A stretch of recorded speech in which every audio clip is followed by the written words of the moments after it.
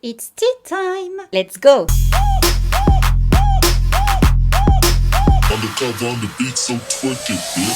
Hey, salut tout le monde, j'espère que vous allez bien. Je vous retrouve aujourd'hui pour une nouvelle vidéo qui n'est pas des plus joyeuses, hein, je vous préviens. Nous allons parler aujourd'hui du top modèle Gia 40J qui a eu une carrière fulgurante sur 3 années, mais qui s'est très mal terminée, hélas, pour elle. Gia est née le 29 janvier 1960 dans une banlieue assez aisée de Philadelphie, mais bon, côté famille, c'était pas tellement ça, quoi. Son père était assez absent. Sa mère, elle a déserté le foyer. Donc voilà, elle a grandi en n'étant pas vraiment très surveillée. Donc il n'y avait pas de limite imposée, quoi. Donc école buissonnière, traîner avec des copains plus ou moins fréquentables. Elle était fan de David Bowie, donc elle allait à ses concerts, tout ça. Elle avait un style d'ailleurs assez rock'n'roll. Elle prenait certaines substances dont du Quaalude. Je vous avais parlé de ces pilules-là dans ma vidéo sur l'affaire Bill Cosby. Et elle multipliait les aventures amoureuses avec des filles. Donc c'est un mannequin, comme je vous disais, d'origine italienne, galloise et irlandaise.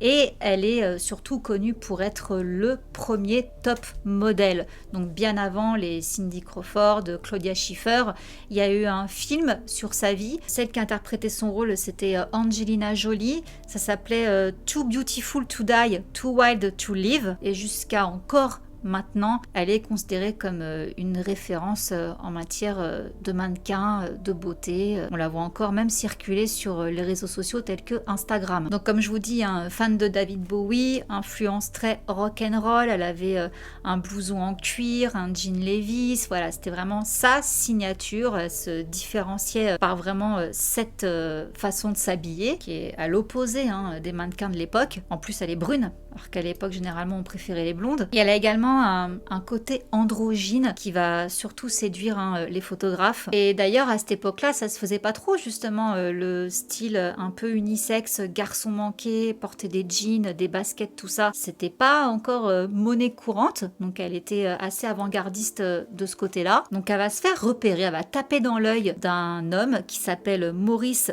Tannenbaum. Et alors à 17 ans, ce sera en 1977, dans un club qui s'appelle le DCA, et il dira sur elle: c'était la plus belle chose que je n'avais jamais vue. Cette fille était physiquement parfaite en tout point de vue. Donc il va la prendre en photo, et grâce à ces photos, elle va direct décrocher un contrat à l'agence de Wilhelmina Cooper, qui était une agence très réputée à cette époque-là, et elle va partir s'installer à New York. Bon là, ça va aller très vite, Elle va poser pour Armani, on va voir son visage partout en couverture de Vogue, Cosmopolitan, ça va devenir le mannequin le plus demandé. Et d'ailleurs, lors des shootings photos, elle va être assez intéressante justement parce que, bon déjà, comme je vous dis, elle est gay, elle le proclame, elle s'en fout complètement, donc elle a un petit peu ce côté je m'en foutiste qui n'est pas très répandu à cette époque-là, mais qui va plaire. Comme ils disent dans certains articles, elle brouille justement les frontières du genre, et elle sait aussi bien faire la femme fatale que le garçon manqué. D'ailleurs, quand elle se pointait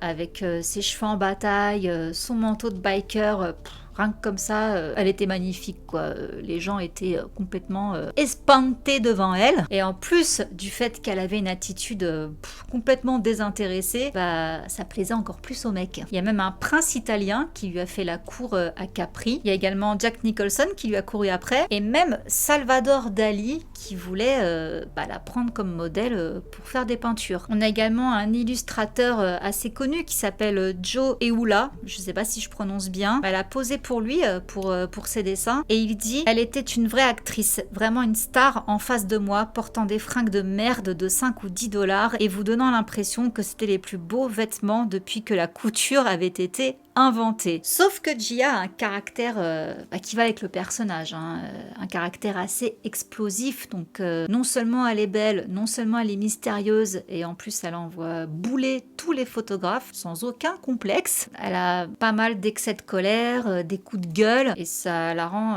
assez connue dans le milieu, mais malheureusement de ce côté-là, pas en bien. Elle a beaucoup de problèmes avec l'autorité. Et dans la foulée, elle va développer de gros problèmes d'addiction qui vont également faire partie du personnage. Elle va être assez connue pour ça également. Donc voilà, c'est un petit peu ça le problème, c'est qu'au début, son attitude désintéressée, un peu je m'en foutiste et grande gueule, c'est ce qui a plu, mais après, son comportement assez instable va lui valoir d'être qualifiée de diva. Par exemple, il y en a qui rapportent qu'elle était en plein shooting, elle venait de se faire maquiller pendant moins de plombes, c'était pour la couverture de Vogue. Donc ils ont passé des heures à la préparer, et une fois qu'elle est venue sur le shooting, elle a fait une photo, elle a dit je vais aux toilettes, et aux toilettes en fait, elle s'est échappée par la fenêtre pour rentrer chez elle à bord d'un taxi en robe Yves Saint Laurent. Donc voilà le genre de choses dont elle était capable. D'ailleurs, concernant ses addictions, il y a eu un esclandre sur un shooting aux Bahamas. Il y a un de ses assistants en fait qui a jeté ces substances. Elle a hurlé sur lui, elle est rentrée dans une crise d'hystérie. Ça va aller de pire en pire, elle va parfois s'endormir pendant les shootings. Elle est toujours armée d'un couteau, à tel point qu'elle va appeler en pleurs son agence parce qu'on lui a confisqué au portique de sécurité à l'aéroport. Tout ça peut s'expliquer si on fait un peu de psychologie, on se rend compte qu'au final, elle avait un énorme problème, une grande peur de l'abandon à cause de sa mère, donc qui avait déserté, comme je vous dis, le domicile familial quand elle était encore très jeune. Bon, par contre, elle connaît sa mère, elle a encore des rapports avec elle, mais juste la mère n'a pas été présente, quoi. N'a pas été une mère. Donc elle avait beaucoup de mal, en fait, elle avait le syndrome de l'imposteur. Elle comprenait pas, en fait, tout ce qui lui arrivait. Pour elle, on pouvait pas l'aimer, on pouvait pas autant s'intéresser à elle. Ça entraîne un comportement d'autodestruction, ça on l'a déjà vu malheureusement trop souvent. Et ce qui la complexait également, c'est qu'elle n'avait pas fait d'études. Elle, en plus, à la base, elle nourrissait des rêves de cinéma. Elle voulait devenir chef opératrice. I didn't build into a model. I just sort of became one. When you're young, you don't always, it's hard to make the difference between what is real and what is not real. Mon côté vie sentimentale, c'était n'importe quoi également. Elle enchaînait les relations. C'était chaque semaine une nouvelle fille. Elle avait également un truc avec les hétéros qu'elle essayait de détourner. Elle était très souvent fourrée au Studio 54. On n'était pas là, mais on connaît quand même. On se rappelle un petit peu de l'image qu'avait ce club. C'était la débandade, quoi. C'était la grande débauche. On l'avait également dans un clip de Blondie. La chanteuse Blondie, c'était le clip Atomique. Et bon, bah voilà, comme je vous dis, les sorties, les substances, son caractère, tout ça, ses démons, ça l'a plongé dans une descente aux enfers qui s'est encore plus accentuée quand son agent est décédé. Donc Wilhelmina Cooper, celle qui l'avait signé dans son agence, et elle l'a considérée comme une mère. Et un an plus tard, elle a perdu également un ami photographe qui s'appelait Chris Van Wangenheim. Et là, ça l'a terminé, quoi. Donc là, elle a commencé à passer à la vitesse supérieure au niveau des substances, vous avez compris. Elle a commencé à fréquenter des endroits insalubres, comme pas mal de junkies, hélas. Et tout le monde a fait l'autruche jusqu'à ce que les marques à ses bras commencent à se voir dans les shootings. En fait, si je comprends bien, on s'en fout de ta santé, on s'en fout de ce que tu fais, mais dès lors que ça commence à pas faire beau sur une photo, là on parle, là on s'intéresse au problème. Bref, il y a une coiffeuse maquilleuse justement qui témoigne d'un moment en fait où elle était en train de la préparer et Gia lui aurait dit « Et nous voilà au pays des faux semblants, pas vrai ?» du fantasme. Donc en février 1981, ça fait seulement 3 ans donc qu'elle est à New York. Elle se retrouve ruinée à cause de ses consommations chez des fournisseurs de luxe. Elle est complètement à bout. Elle décide de retourner chez sa mère à Philadelphie. Et là, elle va alterner entre cure de désintox et petit boulot. Elle va vite fait être embauchée dans l'agence Ford et eux ils vont lui décrocher un contrat chez Elite histoire de relancer sa carrière. Elle portait toujours des manches longues. Le jour de notre rendez-vous, je lui ai demandé de me montrer ses bras. Elle a refusé, mais j'adorais son look et j'avais envie de la faire travailler. At one point you got kind of into the drug scene, didn't you? Yes, you could say that I did. It kind of creeps up on you and catches you in a world that's, none that anyone will ever know except someone that has been there. You're free of it, aren't you now? Oh, yes, I am definitely. I wouldn't be here right now talking to you if I wasn't, I don't think. Are you happy with your success? Yes, I am. I am. You hesitated. Well, I just wanted to think about it. No, I am happy with it. Donc elle rapporte toujours, hein, malgré voilà, son comportement, tout ça. Elle est aimée, elle est demandée, même si tout le monde sait que c'est une héroïne vous avez compris, je peux pas dire le mot en entier, hein, sinon gare à la censure. Donc ils vont continuer à exploiter la poule aux œufs d'or, hein, jusqu'au bout. Donc on a un photographe qui va venir à sa rescousse, c'est le photographe Francesco Scavulo, et il va lui offrir une dernière couverture pour le magazine Cosmopolitan. Sauf que là, il va se rendre compte que c'est plus que le fantôme d'elle-même. Et il y a l'assistant de ce photographe, Steven Byers, qui dit que son regard était complètement vide. Ça va pas de nouveau, hein, donc vers l'automne 1983, elle va aller se reposer un peu chez son père. Puis en décembre 1984, l'année suivante, elle repart en cure de désintox. En juin 1986, elle va attraper une pneumonie, donc elle va être hospitalisée. Et là, je vous rappelle qu'on est donc en plein dans les années 80, époque où le sida est en train de faire de sacrés ravages, et elle pense qu'elle l'a, et effectivement ça va pas louper, elle a le sida et le personnel hospitalier refuse de la toucher, hein, sans avoir d'abord enfilé un scaphandre, sinon ils veulent pas la soigner, et elle va décéder le 23 novembre 1986. Quelques jours avant sa mort, elle plaisantait sur le fait qu'elle aimerait bien qu'il y ait un film sur sa vie, c'est ce qui a été fait. What do you think killed you? Lack of love. Lack of love.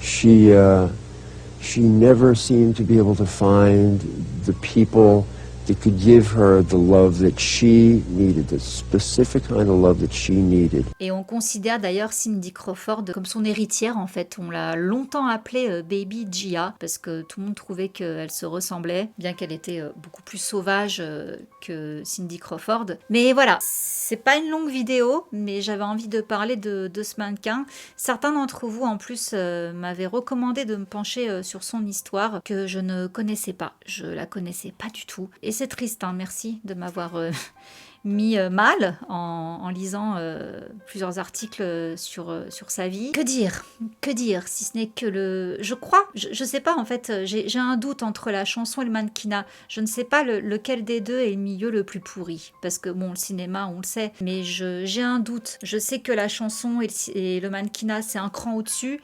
Mais entre les deux, je me demande lequel est le plus pourri, quoi. In your career, what percentage of models left the business happy and what percentage unhappy?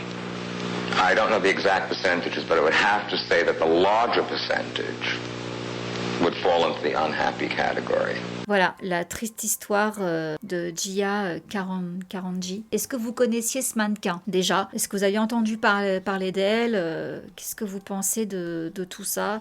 Triste destin. Et franchement, ce truc du syndrome de l'imposteur, j'en entends souvent parler. Et c'est quelque chose que je peux comprendre, mais que je trouve triste en fait, parce que tout le monde a le droit à la réussite. C'est comme ça, il y en a qui n'ont jamais la chance d'avoir l'opportunité qui va changer leur vie. Donc quand ça se présente, faut la saisir, faut pas se demander si on la mérite ou pas en fait. C'est juste comme ça quoi, tout le monde y a droit. Donc voilà, je trouve ça triste qu'elle ait souffert de ça et qu'elle ait pas eu des parents assez présents, hein. Ça se trouve sa vie aurait été complètement différente. En plus moi dès que ça parle de VIH, tout ça, je suis très mal à l'aise parce que je me rappelle vraiment quand j'étais petite, parce que je suis génération 80, donc le sida, je dirais pas que ça a bercé mon enfance parce que c'est loin d'être quelque chose qui berce une enfance, mais voilà, en tous les cas j'ai grandi là-dedans, j'ai vu les ravages que ça a fait. Heureusement que maintenant il y a des traitements qui marchent assez bien et qu'on peut vivre avec,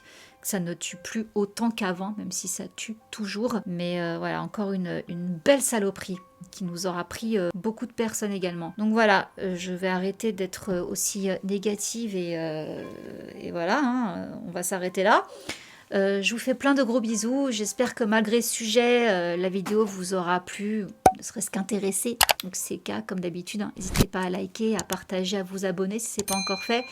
Et puis sur ce, moi je vous laisse. Je vous fais plein de gros bisous et je vous dis à très vite. Mouah. Bisous, ciao. Undercover on the beat, so twerk it, bitch. Like.